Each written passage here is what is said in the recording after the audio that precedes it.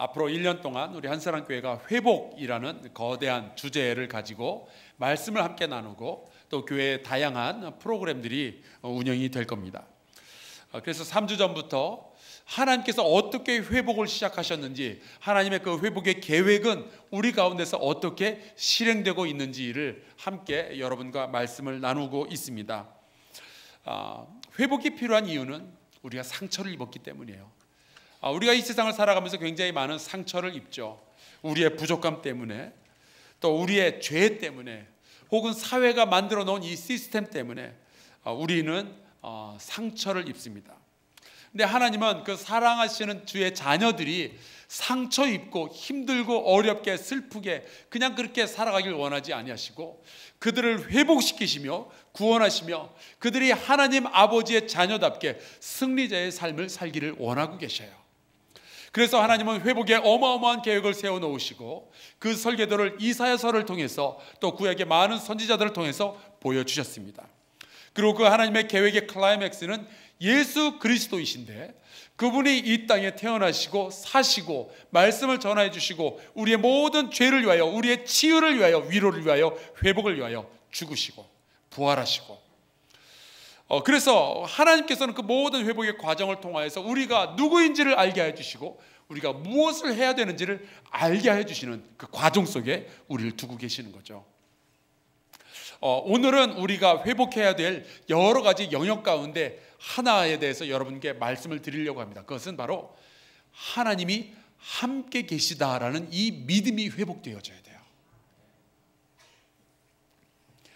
하나님 따로 나 따로 그렇게 살아가는 것이 아니라, 그냥 나는 내 능력 가지고 살아가고 하나님은 하나님의 능력 가지고 일하시고 그런 것이 아니라, 하나님과 내가 함께 되는 그 삶이 우리 가운데 회복되어져야만 합니다. 그렇지 않으면 우리의 인생은 어떤 방식으로 살아도 그 끝은 멸망이에요. 하나님께서 우리와 함께하여 주신다라는 이 믿음이 회복되지 않으면 우리는 이 세상을 이길 수가 없습니다.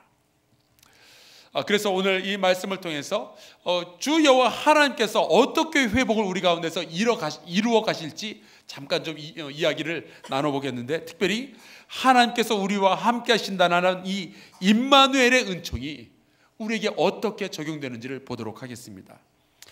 오늘 말씀을 가만히 보면은 아주 재미있는 상황이 놓여져 있어요. 분명히 이제 천사가 요셉을 만났습니다. 그리고 말하기를 마리아가 이제 아기를 낳을 건데 그 아들의 이름을 뭐라고 하라고 되어 있죠? 예수라고 하라 라고 이야기를 합니다. 그런데 그 말에 이어서 천사가 이 이야기를 하는 것은 구약의 선지자로, 이사야 선지자인데요, 선지자가 이런 예언을 했기 때문인데 이것을 이루기 위함이다 라고 하면서 하시는 말씀이 있는데, 23절에 이렇게 나와 있어요. 보라, 처녀가 잉태하여 아들을 낳을 것이요 그의 이름은 무엇이라 하리라? 임마누엘이라 하리라.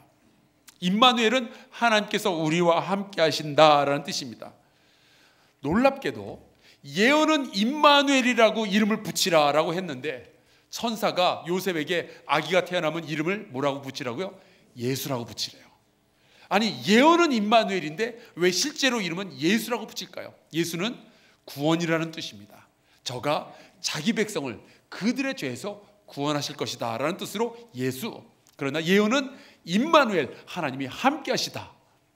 도대체 둘 사이에는 어떤 관계가 있으며 우리의 삶 가운데는 무슨 관계가 있을까요? 성경을 이렇게 쭉 읽다 보면요, 성경의 곳곳에 하나님께서 그의 백성, 그의 자녀와 함께 하신 흔적들이 남아 있습니다. 사실 따지고 보면 성경은요, 창세기부터 요한계시록까지 하나님께서 그 백성과 함께하여 주신 이야기들이에요. 그래서 제가 하나님께서 우리 인간들과 어떻게 함께 하셔 주셨는지를 정리를 해보았더니 몇 가지 패턴이 보였습니다. 그것을 여러분과 함께 나누고 여러분 가운데도 이 하나님께서 함께 하심의 회복이 일어나기를 간절히 축원합니다. 그래서 언제 하나님께서 우리와 함께 해주셨는가? 어떻게 하나님이 우리와 함께 해주시는가?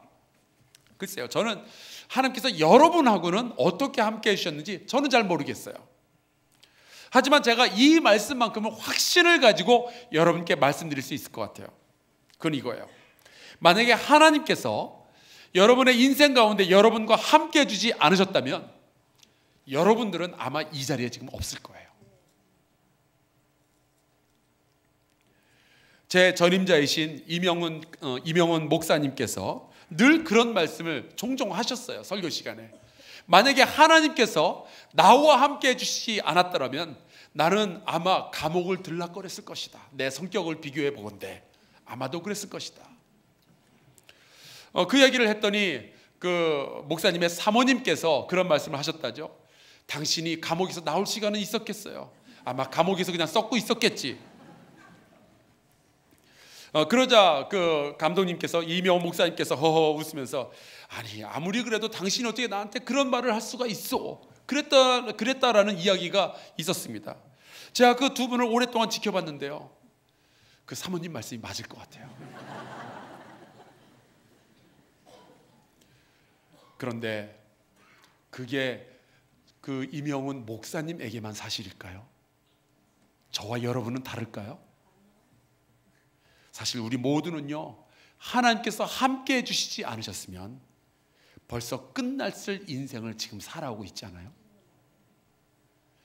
성경에 보니까 여러 종류의 하나님의 동행, 하나님의 함께 하심이 나오는데, 그 중에 가장 제가 많이 발견했던 것은요, 하나님께서는 당신의 자녀가 힘들고 고통스러울 때, 어두움 가운데서 신음하고 있을 때 함께 해주시더라고요.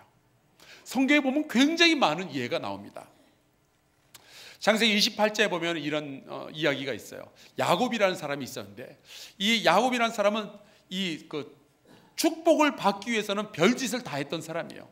그래서 때로는 형을 속여가지고 장자권을 빼앗기도 하고, 때로는 그 아버지를 속여가지고 그 축복을 대신 받기도 합니다. 결국에 이게 들통이 났어요. 그래서 집에 더 있을 수가 없어가지고 삼촌네 집으로 이제 도망을 가는 과정 가운데 있었습니다. 여기서 우리가 하나 좀 짚고 넘어가야 될 것이 있는데, 이 야곱은요, 뭔가 착한 일을 많이 했거나 그런 사람이 아니에요. 하나님에 향해서 굉장히 그 믿음이 좋았던 사람도 아니고, 그냥 다른 사람들, 자기의 아버지, 자기 형에게 상처를 입히고 도망치는 중이었어요. 그러다가 이 자기의 죄 때문에 인생의 험난한 골짜기로 빠지게 된 거죠. 아마 우리가 그것을 곁에서 봤으면 꼴 좋다 그랬을 거예요. 그렇게 아버지하고 그렇게 형한테 속이고 상처 입히고 그러더니, 그래 네 꼴 좋다, 그렇게 고난당하는 게 싸다, 그렇게 이야기를 할 거예요. 그런데 그런 야곱이 그 고난 가운데서 돌베개를 베고 잠을 자려고 하는데 하나님께서 그에게 나타나신 거예요. 그리고 그 하나님께서 말씀을 하시는데, 제가 성경 말씀 그대로 읽어드릴게요. 내가 너와 함께 있어. 내가 어디로 가든지 너를 지키며 너를 이끌어 이 땅으로 돌아오게 할지라. 내가 내게 허락한 것을 다 이루기까지 너를 떠나지 아니하니라. 여러분 생각해 보세요. 지금 하나님께서 야곱을 만나서 함께 해주겠다 그런 약속을 하실 때가 아니죠. 혼내주셔야죠. 잘못했잖아요. 나쁜 놈이잖아요. 그런데 하나님은 그 야곱, 고난 가운데 있는 그 야곱을 만나서 함께 해주겠다라는 약속을 주셔요. 제가 이 말씀을 보면서 깨닫는 것이 있는데, 하나님은 우리가 잘못하고 그래서 우리가 고난받고 어둠의 골짜기에 있을 때 우리를 채찍질하시고 때려서라도 우리를 돌아오게 하시려는 그 아버지인 것을 제가 알겠는데요, 또 하나가, 하나님께서는 우리가 그 어두움의 고난 속에 빠져 있을 때 함께 해주시고 때로는 우리를 그냥 품어주심으로 우리를 다시 회복시키려는 아버지의 모습을 제가 깨닫게 되었어요. 똑같이 죄를 졌는데 누군가는 심판을 받아서 주님께 회복되고 누군가는 그냥 끌어안아서 회복이 되는 거예요. 그래서 제가 궁금해졌습니다. 그럼 도대체 하나님의 기준은 뭔가? 왜 누구는 채찍질 하시고 누구는 그냥 끌어안으시는가? 잘 모르겠어요. 하지만 제가 이거 하나는 분명히 말씀드릴 수 있어요. 우리가 누군가를 위해서 기도해야 되겠다라는 생각을 알겠어요. 내 남편이 혹은 내 아들이, 내 딸이, 내 아내가 하나님을 거역하고 죄에 빠져서 이 세상 속에서 그냥 빠져가지고 살아갈 때 우리가 기도해야 되겠구나라는 것은 제가 알겠어요. 하나님, 내 사랑하는 이 아들이, 내 딸이 채찍 맞아서 돌아오기보다 그냥 하나님의 품에 안겨서 회복될 수 있도록 주여 은총을 베풀어 주시옵소서. 우리가 이 기도를 좀 해야 될 것 같아요. 이사야서를 보면은요, 이 이스라엘 백성이 나라를 잃어버리는 그러한 고통을 경험하는 중이었어요. 왜 나라를 잃어버렸어요? 그들이 우상 숭배를 했거든요. 죄를 많이 졌거든요.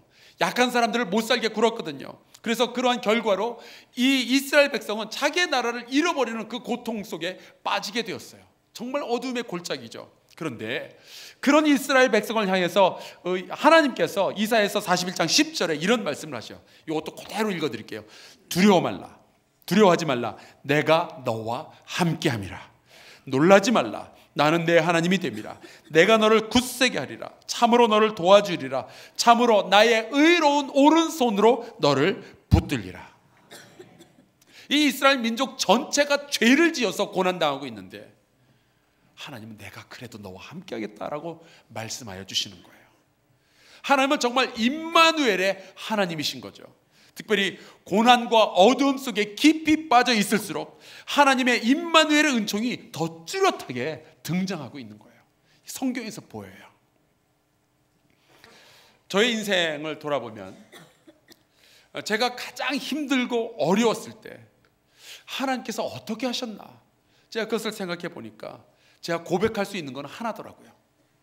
제가 아플수록 하나님은 더 가까이 계셨어요. 아마 스님들이나 신부님들은 이런 거 모를 거예요. 우리가 자식을 키워봐야만 깨닫는 것들이 있죠. 아기가 아프면요, 부모는 그 자식의 곁을 떠날 수가 없어요. 물론 아빠는 직장에 나가야 되니까 나갈 수도 있어요. 그러나 그 생각은 아이 곁에 늘 머물러 있는 거예요. 그러니까 엄마는 미정원 같은 가는 것도 포기하고 마트 가는 것도 포기하고 친구들 만나는 거 다 포기하고 그냥 아들 곁을 지켜요. 딸 곁을 지켜요. 만약에 그 자식이 너무 아프면은 그때는 그 자식을 끌어안고 있는 거죠. 제 과거를 돌아보니 하나님께서 그러셨어요. 그것이 시편 23편에 나오는 다윗의 고백입니다. 다윗이 사울 왕에게 쫓겨다녔어요. 10년 동안을 쫓겨다녔어요. 언제 죽을지 모르는 그러한 고난의 골짜기 가운데 있었어요. 그때 이 다윗이 시편 23편을 통해서 고백을 하는데 4절 말씀 제가 읽어드릴게요. 내가 사망의 음침한 골짜기로 다닐지라도 해를 두려워하지 않을 것은 주께서 나와 함께 하심이라. 하나님은 임마누엘의 하나님이심이라. 주의 지팡이와 막대기가 나를 안위하시나이다. 성경에 보니까 하나님께서 내가 너와 함께 하겠다라고 하나님께서 약속을 해주시고, 그리고 하나님은 그렇게 함께 해주셨어요. 그렇다면 우리 성도의 고백은 이런 것이 나와야 돼요. 하나님께서 나와 함께 하여 주셨습니다. 이 고백이 회복되는 이 크리스마스 시즌이 되기를 간절히 축원합니다. 주님은 우리와 함께 하신다라고 약속하여 주셨고 그렇게 해주셨어요. 그런데 우리 안에도 주께서 나와 함께하여 주시는군요 라는 그 고백이 있냔 말이에요. 고난이 크게 다가올 때 우리가 어떻게 행동하는지 한번 생각해보고 어떻게 생각하는지 어떻게 말을 하는지 한번 좀 돌이켜봤으면 좋겠어요. 여러분의 인생에 큰 고난이 닥쳐왔을 때 여러분 어떻게 행동하셨어요? 뭐 하셨어요? 갈등이 찾아오죠. 또 고민이 찾아오죠. 의심이 찾아와요. 굉장히 많은 분들이 이 고난 가운데서 이런 질문을 해요. 하나님, 내가 왜 이런 고난을 받아야 되는데요? 내가 뭘 잘못했는데요? 하나님 혹시 나 떠나신 거 아니에요? 내가 왜 이렇게 아파야 돼요? 그런데 진짜 신앙인은요, 그런 아주 되먹지 못한 질문 같은 것을 하면서도 결국에 하나님 앞에 엎드려서 기도를 하게 돼요. 그리고 내가 자기가 아픈 거, 힘든 거 주님 앞에 다 쏟아놓는 거예요. 제 경험에 의하면은 제가 그렇게 할 때 때로는 하나님께서 상황을 아주 기적처럼 바꿔주셔요. 모든 고난이 떠나가게 하시고 문제가 해결되게 해주셔요. 너무 감사하죠. 그런데 그거보다 더 많은 경우 아무 일도 일어나지 않아요. 고난이 그냥 있어요. 문제는 그냥 있어요. 그런데 하나님께서는 기적적으로 모든 환경을 바꿔주시기보다 이러한 확신을 저에게 주시는데, 기도하는 가운데 주께서 말씀하셔요. 내 아들아, 내가 너를 붙들고 있다. 내가 너와 지금 함께하고 있다. 담대하라. 여러분, 사람은요 환경이 바뀌었을 때 승리자가 되는 게 아니에요. 주님께서 나와 함께 하신다라는 사실을 확신할 때 승리자가 되는 거죠. 저는 종종 그 병을 이긴 사람들이라는 표현을 듣게 됩니다. 그 이야기를 들으면 우리가 추측하는 건, 아, 저 사람이 병에서 낫구나, 암이라든지 뭐 특별한 그 아픈 병에서 낫구나, 병을 이겼구나, 그렇게 생각을 합니다. 근데 그게 그거보다 훨씬 깊은 뜻이 있다는 것을 제가 깨달을 수가 있었어요. 제가 아는 분들 가운데 그 여의도 성모병원에 그 내과 과장 의사가 있었습니다. 제가 중학교 다닐 때인데 이분이 간경화에 걸렸어요. 저랑 잘 아는 분이었기 때문에 그분이 이제 투병을 하는데 제가 이제 문병을 갔었습니다. 이제 집에 가서 보니까 그분의 그 방문 앞에는 세숫다야가 놓여져 있었어요. 각혈을 하면은 그것을 받아내고 그 피를 닦아낼 그 뭐 천조각이며 화단지 같은 것들이 그 앞에 수북하게 놓여져 있었습니다. 아마 많이 힘들었을 거예요. 그 병을 겪는다는 게 얼마나 고통스러웠을까 생각해 볼 수 있습니다. 그런데 이분은 자기가 너무 힘들고 고통스럽고 아플 때마다 아내와 자식들에게 폭언을 쏟아 부었어요. 저주를 했어요. 네 때문에 내가 이렇게 아파. 네 놈들 때문에 내가 이렇게 아파. 그렇게 이야기를 하더라고요.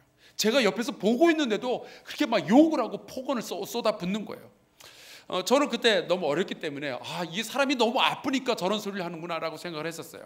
나이가 들어서 제가 그 당시를 회상해 보니까 이분이 병에게 지고 있는 게 이런 거였구나.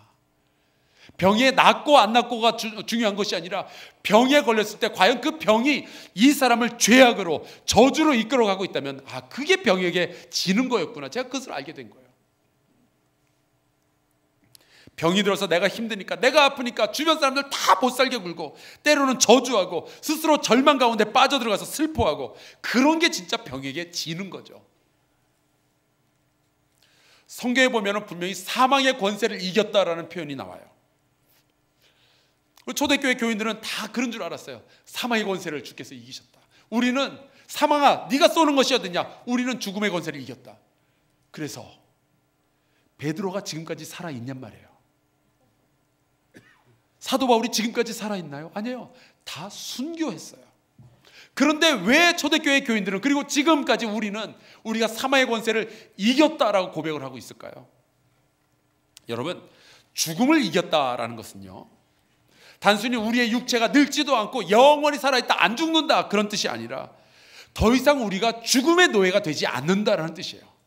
죽음이 우리에게 주는 가장 간악한 관계, 두려움이라는 것을 가지고 우리의 삶을 좌지우지하지 않도록 좌지우지하도록 그냥 내버려두지 않는다라는 뜻이에요. 우리가 죽음을 이겼다는 것은 죽음이 우리를 지배하는 것이 아니라 하나님의 생명의 말씀이 우리를 지배하도록 한다라는 뜻이에요. 내가 비록 죽더라도, 나의 육체는 이 땅에서 죽더라도 하나님만이 나의 주인 되시다라는 것을 고백하는 그 사람이 죽음의 권세를 이기는 사람인 거죠. 이런 사람을 히브리서 11장 38절에 뭐라 하는지 아세요? 이런 사람은 세상이 감당하지 못하느니라. 죽음을 두려워하지 않는데 세상이 이런 사람을 어떻게 감당하겠어요? 이런 사람이 죽음을 이긴 사람이에요. 병에 걸렸을 때 그 병에서 낫고 안 낫고 그런 것이 문제가 아니라, 그 병에 걸려서 고통 가운데 있지만 하나님을 찾고 부르짖는 자에게 하나님은 임마누엘, 함께 하시는 아버지가 되심을 믿습니다. 그것을 믿는 사람이 고난을 이기는 거예요. 이 행복한 성탄의 시절에도 고난 가운데 있는 우리 교회 성도들이 있어요. 이 성탄의 아름다운 시절에, 이 기쁜 시절에도 엎드려서 기도하지 않으면 안 되는 가정들이 있어요. 주님께서 그 모든 분들에게 임마누엘의 은총을 베풀어 주시기를 간절히 축원합니다. 여러분도 함께 이분들을 위해서 기도해 주면 참 좋겠어요. 하나님은 고난 가운데 있는 우리와 함께하여 주십니다. 그게 성경의 이야기예요. 그런데요, 그가 함께하시는 임마누엘의 은총은요, 우리의 구원과 너무너무 밀접한 관계가 있습니다. 예레미야서 1장 8절에 보면 이런 말씀이 나와요. 너는 그들 때문에 두려워하지 말라. 내가 너와 함께하여 너를 구원하리라. 나 여호와의 말이니라. 여러분, 하나님께서 함께 하신다라는 말씀은요, 하나님께서 우리를 구원하신다라는 뜻이에요. 내가 너와 함께하여 너를 구원하리라. 하나님께서 함께 하시면 우리에게는 구원의 역사가 있는 겁니다. 그래서 예수 그리스도의 이름이 임마누엘이라고 예언되어졌지만 그분의 이름은 구원이라는 예수라는 이름을 가지게 된 거예요. 하나님께서는 그 예수의 이름 두 가지, 임마누엘과 예수 두 가지를 통해서 우리에게 그 회복의 놀라운 설계도를 보여주신 거죠. 하나님께서 함께 하신다라는 말씀이 성경에 등장하면, 또 여러분께서 기도하는 가운데 하나님께서 나와 함께 하신다라는 그런 느낌이 들거나 하나님의 음성을 듣게 되면 여러분이 반드시 기대할 것이 있는데, 그것이 바로 구원이에요. 왜 구원이죠? 우리가 절망 가운데 있기 때문에 그렇습니다. 우리에게는 소망이 없어요. 로마서에 보니까 착한 사람을 위해서는 혹시 죽는 사람들이 간혹 있거니와 나쁜 놈을 위해서는 죽는 사람이 없노라 라는 말씀과 동시에, 그런데 하나님께서 우리가 아직 나쁜 놈이었을 때, 우리가 아직 죄인 되었을 때 우리를 위하여 이 땅에 태어나시고 우리를 위해서 십자가에 달려 죽으심으로 우리를 구원하셨다라는 이야기가 로마서에 등장하고 있죠. 그게 크리스마스의 이야기예요. 크리스마스 캐롤 가운데 이런 노래가 있죠. 여러분이 아마 뒷부분을 완성시켜 주실 수 있을 거다라고 생각을 해요. 한번 해보세요. 울면 안 돼. 울면 안 돼. 산타 할아버지는 우는 애들에게는 선물을 안 주신대. 착한 아들이 아니면은 산타 할아버지는 선물을 안 주신대. 근데 우리 하나님은 산타 할아버지가 아니에요. 그분은 자녀들이 절망 가운데 있을 때, 구원받을 자격이 없을 때, 그들이 죄악 가운데 있을 때 찾아오셔요. 그게 임마누엘의 은총이에요. 우리가 소망이 없을 때, 우리가 영적으로 죽은 자 되었을 때, 다른 말로 하면 우리가 하나님 앞에서 아무런 빛도 없고 그냥 어둠 가운데만 있을 때, 여러분과 제가 이 지구상에 있는 모든 사람들이 하나님을 거역하는 죄인이 되었을 때, 하나님은 임마누엘의 주님이 되어주셔서 이 땅으로 오시고 우리를 구원으로 불러주신 거예요. 여러분 잘 아시는 그 이어령 박사가 쓴 책이 있죠. 지성에서 영성으로. 여러분 아시다시피 이어령 박사는 70살이 되기까지 무신론자였어요. 그분에게는 딸이 있었는데 굉장히 수재였고 법을 공부한 사람이었어요. 근데 이 딸이 암과 투병하기 시작했고, 투병하는 가운데서 하나님께 기도하고, 하나님께 기도하다가 자기의 아버지를 붙들고 기도하기 시작했어요. 하나님, 우리 아버지 살려주세요. 죽어가는 것은 자기인데도 아버지를 구원해달라고 그렇게 기도를 하죠. 그렇게 죽어가는 딸을 바라보다가 결국에 딸이 죽었는데 하나님이 이 이어령 박사를 찾아오셨어요. 그리고 그를 만나시고 그가 하나님의 자녀가 되는 권세를 하나님께서 주셨죠. 이분은 완전한 영적 어둠이 있었어요. 하나님을 부인하고 있었어요. 이분이 하나님 앞에서 내세울 수 있는 게 아무것도 없었어요. 목사가 열심히 전도해서 1년에 한 100명 정도 전도하면요, 이 이어령 박사라는 사람은 어디 가서 강연 한번 하면 1000명이 넘는 청년들을 예수에게서 떠나게 만들 수 있는 사람이었어요.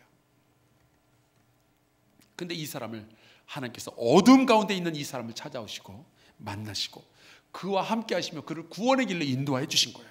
그랬더니 이제는 이분이 다른 무신론자 친구들을 만나면 예수를 증거하는 사람이 되었네요. 여러분, 하나님께서는 우리가 거룩하고 착하고 우리 안에 무슨 빛이 있어서 능력이 있어서 자격이 있어서 우리를 찾아오신 게 아닙니다. 우리가 소망이 없어서 찾아오시는 거예요. 왜냐하면 하나님은 우리를 버릴 수 없을 정도로 사랑하시기 때문입니다. 그 자녀가 어둠 가운데 있어도 도무지 버리지를 못하시겠는 거예요. 그러니까 여러분의 가족 가운데 하나님을 부인하고 여러분을 핍박하고 또 주님을 떠나 있는 사람들이 있다면 포기하지 마시고 위에서 기도하시기를 주의 이름으로 축원합니다. 주님은 그들을 하고 함께 하시려고 이 땅에 임마누엘로 오신 거예요. 나는 의인을 부르러 온 것이 아니라 죄인을 부르러 왔노라 하신 그분은 죄인과 함께 하시기 위해서 이 땅에 오셨어요. 그것이 임마누엘의 은총입니다. 주님이 없다고 고래고래 소리 지르는 사람들이 여러분 주변에 있다면 기도하시기 바라요. 하나님은 어둠 속에 빠져있는 그 어둠의 골짜기, 죄악의 골짜기 가운데 빠져있는 그 사람을 찾아가셔서 그를 구원의 빛으로 인도하여 주시기 때문이에요. 이 크리스마스가 주님을 영접하는, 주님을 만나고 주님을 영접하고 주님과 함께하는 그 권세가 회복되는 시가 되기를 간절히 축원합니다. 마지막으로 하나님께서 우리와 함께 하신다라는 표현이 언제 성경에 많이 등장하는고 하니, 하나님의 백성이 사명받을 때 하나님은 그렇게 함께 하신다라는 약속을 주셨어요. 이 부분에 대해서는 이번 주 금요일에 여러분과 더 깊이 나누고요, 같이 좀 기도를 했으면 좋겠습니다. 하나님께서 모세를 부르시는 이야기가 출애굽기에 나와 있어요. 출애굽기 3장인데 하나님께서 모세를 부르셔서 네가 이집트로 가서 거기에 노예 생활을 하고 있는 이스라엘 백성을 구원해내고 그들을 가나안 땅으로 이끌어내라, 그렇게 이야기를 하자 모세가 하나님께 이렇게 이야기를 합니다. 제가 성경 말씀 읽어드릴게요. 모세가 하나님께 아뢰되 내가 누이기에 바로에게 가며 이스라엘 자손을 애굽에서 인도하여 내리니까, 하나님, 나는 살인자입니다. 나는 비겁하게 도망친 사람입니다. 동족은 고생하게 내버려 두고 나만 살겠다고 이 미디안 광야로 왔어요. 나는 40년 동안 양떼만 치던 목동입니다. 나는 못합니다. 나는 능력이 없습니다. 아무도 나를 지도자로 여기지도 않을 겁니다. 그런데 제가 어떻게 그렇게 큰 사명을 받을 수가 있겠습니까? 저는 못합니다. 그때 하나님께서 모세에게 뭐라고 하셨는지 아십니까? 제가 말씀을 읽어드리죠. 하나님이 이르시되 내가 반드시 너와 함께 있으리라. 자격 없고 능력 없는 자가 하나님의 거룩한 사명을 받을 때 하나님은 반드시 함께해 주십니다. 모세가 이 말씀을 받고 이집트로 내려갔죠. 그리고 그 이후로 40년 동안 모세는 함께하여 주시는 그 하나님과 동행하는 인생을 살았습니다. 제가 모세의 이야기를 읽으면서 깨닫는 것이 이런 거예요. 하나님은 사명을 감당하기로 작정하는 자, 사명을 감당하기 위해서 헌신하는 자를 혼자 보내시는 법이 없습니다. 반드시 함께해 주셔요.